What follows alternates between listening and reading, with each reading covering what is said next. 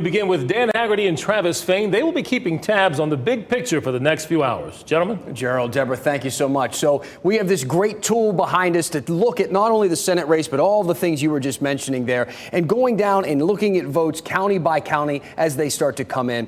Travis is he's the guy that's given me all the deeper dive information on these specific races. And let's start with what we're seeing here with the Senate race. Sherry Beasley and Ted Budd, as we see, no votes counted at this point. We do know that Budd was coming in with a bit of a lead in some of the early polls that were being done. What do you think we're going to learn early on tonight? Yeah, the polls really moved toward Budd kind of as the race wore on. And, I mean, we'll see. I mean, look, there's only one poll that matters, right? And it wrapped up, I don't know, a minute ago. These votes are going to populate real soon.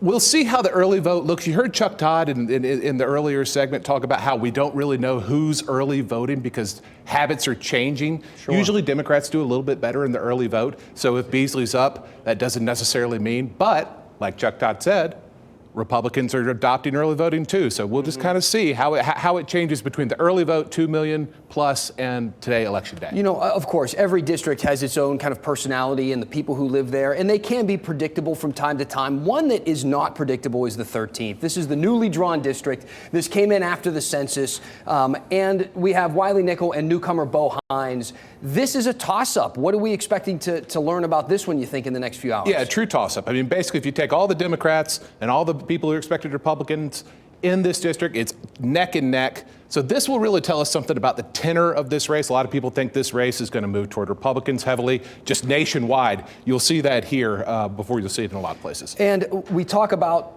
again, that balance of power, both nationwide and here in the state. And I think you were saying earlier that the first district is a decent indicator there. This was G.K. Butterfield's district, a Democrat for many years, but it's not really a slam dunk right now with that seat wide open for Democrats. Yeah, this is a heavy Democrat district. If it does anything but be a heavy Democrat district tonight, if Sandy Smith, a Trump-endorsed Republican, runs real well here, wins, that tells you an awful lot about what's happening nationally.